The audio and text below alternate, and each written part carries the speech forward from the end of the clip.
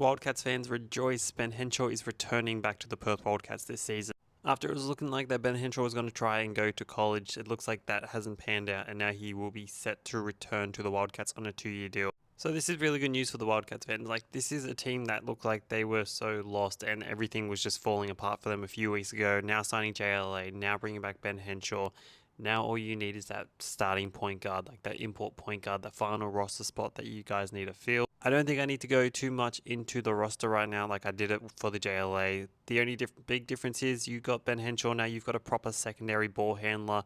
Now that there's not too much concern about the bench play, about not having a proper ball handler. Elijah Pepper, he isn't that ball handler yet. I do think he does have the potential of getting that point guard kind of status to him. But right now he is just an out-and-out scorer, and I think Ben Henshall does relieve a lot of the pressure on whoever they do get as an import point guard. He can run with the second unit. You can always have at least one of those guys on the court.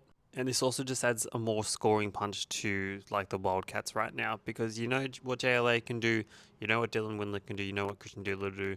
Now you can see Ben Henshall, he's just making that rise in his game. He's currently playing for the Boomers in that Asia Cup. That's just going to get his experience. It's going to get his performance up a bit more, and then coming to a full season where there's a lot more confidence in him compared to coming into last year. And now we just need to figure out who this point guard is going to be, because I think the Wildcats team, this is coming around really nicely. This is a really solid roster. You've got a proper bench depth. The only question is, once JLA, how good is David Aquero going to be as that backup center? How many minutes is he going to play in the center position? And there may end up being a fair bit of Christian Doolittle small ball 5 playing time. That's probably the one concern I have for this roster. But other than that, this is a really solid roster. Once we get that final point guard spot, hopefully it comes in soon.